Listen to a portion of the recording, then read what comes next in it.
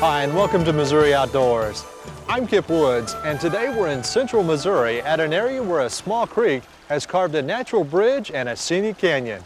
We're at Clifty Creek Natural Area located west of Rolla, and it's our stop as we continue our tour of conservation lands all across the state. During the next half hour, we'll not only take you on a tour of this area, but we'll also travel throughout Missouri and bring you these stories. We'll try to grab your attention and spark your interest in a revealing look at what it's like to put a TV show like this together.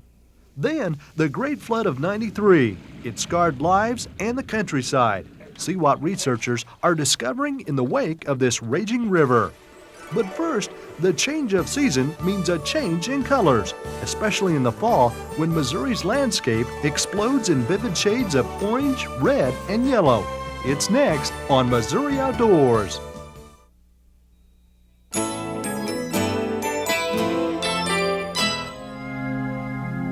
This is a story about two groups. This is a sugar maple, and it's the primary reason why some of the prettiest drives in the autumn are along the rivers in the state, especially the Missouri River. One scientific. And that area, that joint then becomes a I think I see red. You see red? The other enthusiastic. It's a story about the complexities of nature. If you go inward, inside, and pull out a leaf from inside the crown, you can see that there's a much lower development intensity as you move inward. And this is because light is required for the synthesis of the pigments. And the simple joy of discovery. But if you want to visit my tree, come in the fall. It's a story about the year's most spectacular natural event, fall colors.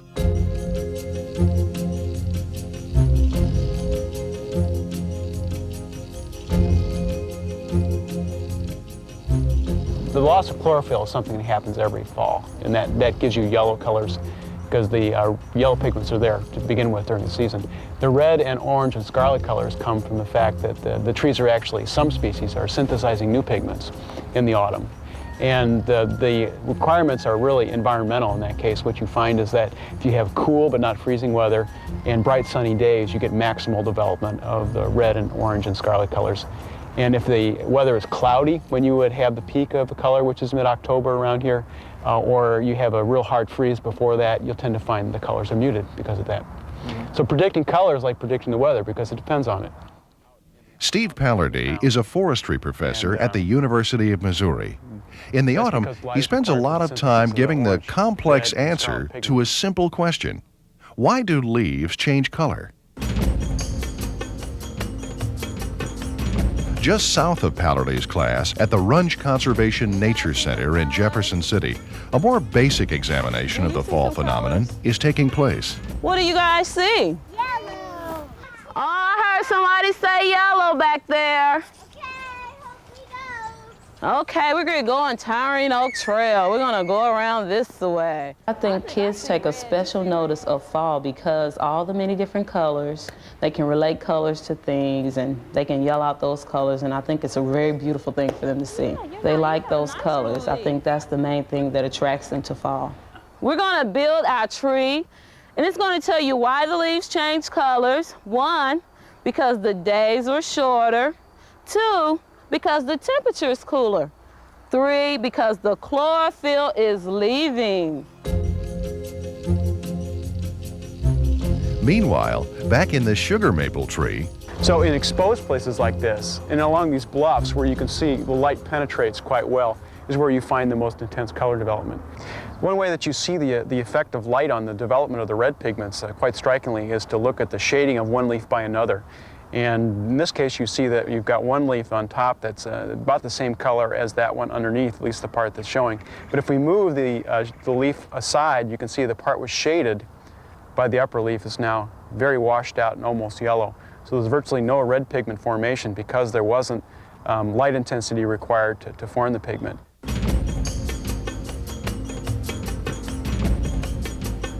We're gonna read a story called Red Leaf, Yellow Leaf. I've been saving this little leaf from my sugar maple tree so I can show it to you. I love my tree. They will actually get to learn their seasons when they're young, like in Claudine's group. They actually get to learn, fall, winter, spring, summer. They're learning their seasons, but then they get to learn, well, what is special about fall and what are some things that they can see, even at their young age, that tells them this is the fall season. For most people, I think autumn is associated with harvest and completion. And what we're talking about basically is people going to rest, and the plants are doing really the same thing. They're going into their dormant period in preparation for a harsh time of winter. One of the nice things about living in this state is the fact that we're provided with really a diversity of appearances of our landscape. And the autumn color has got to be one of the most attractive things about the state.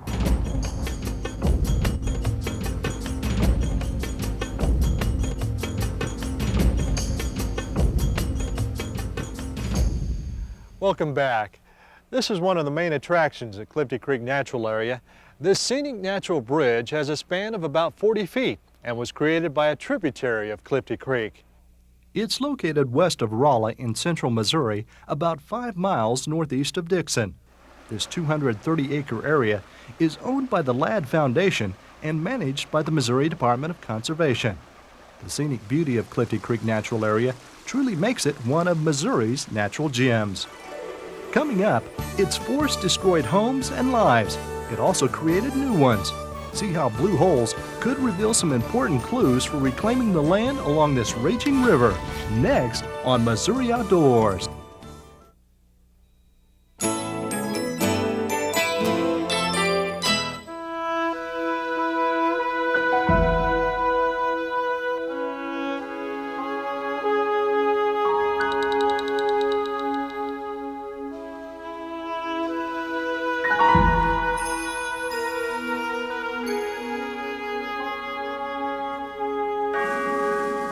It is a raging animal, flowing backwards and over, forcing everyone out of its way. They come out of nowhere just to help. That's going to be probably at the top of the bags, and I don't know if we've got enough strength underneath the hole.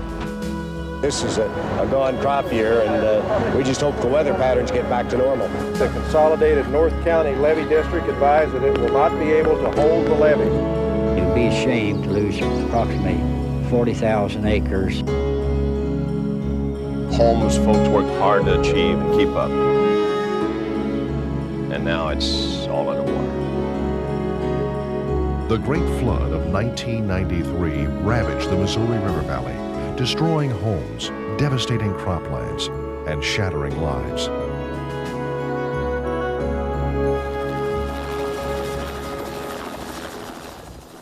The river reclaimed its natural floodplain, and despite the staggering damage, the passage of time may prove that the flood left more than high water marks. The floodwaters receded to reveal hundreds of shimmering blue holes dotting the river basin. Generally, they're associated with breaks in the levee. When water started going over the levee or through the levee, it starts a scouring action, and once it starts digging down, then it just starts eating down and lifts it up and creates these big holes. And it's just amazing the power that water has. A lot of these blue holes are in fact deeper than the river, so it's just pretty amazing. The vast number of blue holes gives researchers an unparalleled view of the creation of new habitats, including wetlands.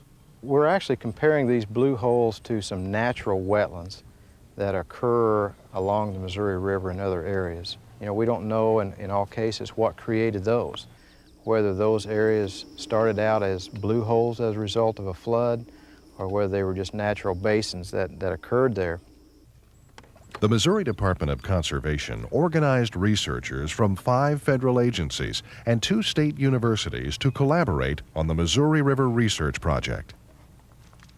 During the next 3 years, researchers will study every aspect of the blue holes, from the number and species of invertebrates. We have moths and flies and midges just within this one sample. To the water birds that feed on them. Each week, a team takes to the skies to inspect 70 sites along the river. We can look at the bird use from a very large scale and compare all these different sites along the river, looking at how important these scours are, or these newly created wetlands are to the waterbird community. And not only are we looking at the bird community associated with this, but we're also looking at the impacts of the basin. How are these changing vegetatively? How are the levees being put in? Where are they being put in? We're able to sort of come back a little bit with aerial surveys and look at a larger, more of a landscape view as opposed to just a site-specific look. Migratory shorebirds have discovered the blue holes as the perfect rest stop on their journey from the North to South America. During these migrations, these wetlands like this are extremely important for them to gain energy reserves to continue flying. They're stopping off, basically refueling like we do in a car, and filling up with a lot of fat so they can continue to fly. Researchers believe that fish are also benefiting from the calm waters. There are a lot of species of fish, riverine fish, that spawn in these off-channel floodplain habitats. The second thing is that they provide food because there's a very high density of young fish here. And we don't know about the third one, whether they may provide refuge during the winter months or whether they're providing refuge from the high velocity that occurs in the main channel. The blue holes are getting a lot of fishing pressure, so that there's a lot of people have discovered them and are going out and fishing, and they're catching, I think, good numbers of catfish. I think they're probably finding that there are crappie in these things that don't normally occur here, and it should just be a better fishing situation for those that use the river. Blue cat 901. See a big fella? Let's go over there. Up there. What I hope will happen is that these areas will remain low enough that we can get water into them every spring, every high water period. If that happens, then the fish populations of the river will improve. It will be a very good situation for them. If these areas fill up and become unusable, we're not going to be much better off than we were before the flood. Much of the land in the floodplain will never be the same. Graduate students are studying what types of vegetation are replacing the crops on the once fertile farmland. Some landowners are placing their acreage into the Emergency Wetland Reserve Program. This ensures that severely damaged land will be allowed to return to its natural state. By providing these additional habitats, we may be able to increase some of these populations of, let's say, sport fish, and also provide other opportunities such as hunting and fishing on these areas.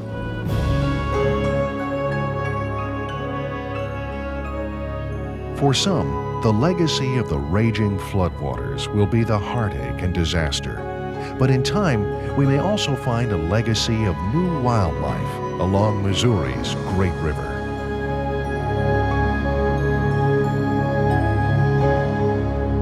Welcome back to Clifty Creek Natural Area in central Missouri.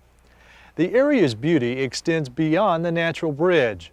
Much of it is wooded, hilly, and steep. Clifty Creek itself is an Ozark headwater stream. It flows through a canyon with scenic high bluffs. A foot trail leads visitors from the ridgetop down to the creek and the natural bridge. So if you plan to visit, be prepared to do a little hiking. Just ahead, it's TV the way nature intended. It's the outdoor show that covers all of Missouri and brings it right into your home.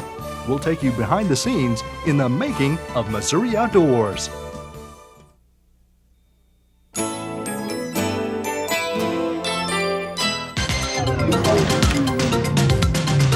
Missouri's Outdoors year-round by borrowing. You mind if we talk to you on camera a little bit? We're doing a TV show for the Missouri Outdoors for the Conservation Department's TV show. We put a lot of effort into the show, and I think that shows on the screen. The hardest part about the job is the weather and dealing with the elements. It's the beauty of Missouri's Outdoors. Join us, won't you? And I feel like in a lot of ways our show is Missouri's version of National Geographic. Our food supply. It's a fun show. We explore a lot of really neat things. We get great video of the state, of the animals, of the people, and it's a terrific half hour. We'll need to do a dissolve into 20936, and then after that I think we can do cuts. Okay. Probably the one thing that a lot of people would not realize is how much work actually goes into shooting a show like this. Well, that's it for another. Ha! Just bit my tongue. This week on Missouri Outdoors, we'll visit the James A. Reed Memorial Wildlife Area near Kansas City, and we'll bring you these stories. See, it's not that hard, Kip.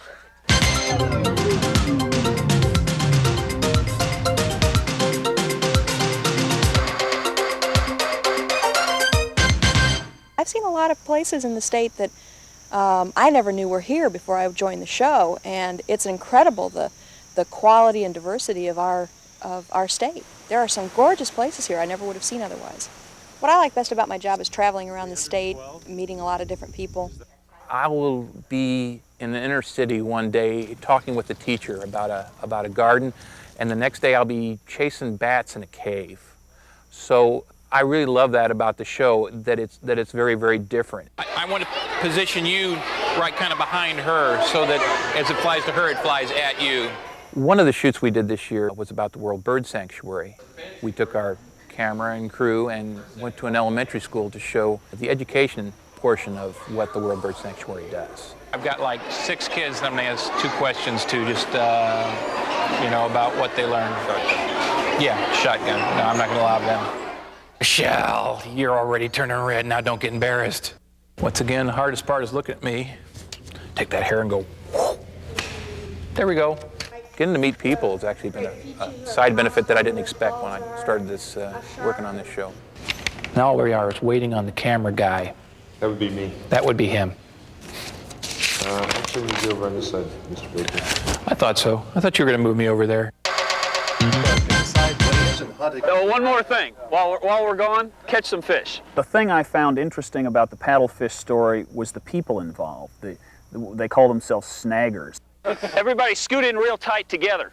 Hey, Tom, what I'm looking for is kind of like a portrait, kind of low angle, like snaggers. That's what fascinated me about the story. It wasn't so much it was the fish, but the people that were involved in it. All right. The crews that we've had on Missouri Outdoors are exceptional because we put them through really difficult situations. I mean, we are up early in the morning, oftentimes hiking great distances with the gear and stuff like that. With wildlife especially, you don't get too many chances, so you have to be careful to be ready to shoot it when it happens and to get it right. And that means doing things right the first time. Okay, what we're going to do today is we're going to try to catch these geese. They're flightless. Everybody go. One of the stories I'm producing this year is on the Explorer's Post, and part of that story was shot during a goose roundup near Columbia, Missouri. How long does it usually take to do all this? It depends on if the geese cooperate or not. Okay, we'll see. One of the things I want to get today is Is lunch? Tom, no, you'll lunch. be over. Do you want to go ahead and shoot the interviews here? I mean, do we have enough that if we were done, if we shot the interviews here, are we done? Or would you like to see? Why am I asking you? I'm the producer. If there's any part that I don't like, it's what's the word I'm looking for? The Mother Nature's revenge or whatever. The poison ivy, the chiggers, the ticks. I enjoy the editing process. It's probably the most rewarding part of the job because you actually finally see all of your preparations come together. Where do I want to go, Barb? On the VO? 290122. If you have any interest in outdoors at all, this show is going to have something for you. Here's number 3 anytime. And we'll see how snaggers take to the waters in search of paddlefish. From start to finish, the production of the TV show is a total team effort. I'm the editor. I'm the editor. I'm the editor. I'm the editor. When he isn't hunting with his family, Dr. Cooper goes out with his old friend and neighbor, Francis Goen. Kip, I'm going to crop this one a little more to the right. It's kind of nice to work with Missouri Outdoors because this monitor back here is kind of my window, so it sort of brings the outdoors into my room. I don't think I can work on the show anymore. I'm going to have to take another job in another city. Join us again next week then for the next Missouri Outdoors. Does anybody want to shoot it? Obviously he doesn't. Hey, we go through this all the time. We get him some coffee, he'll be fine.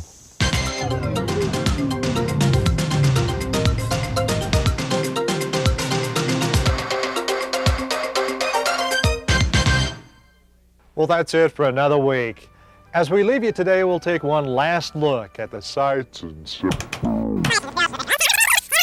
Cut, cut, cut, cut. The close to the show goes something like, that's all for this week, but be sure, no, it doesn't do that.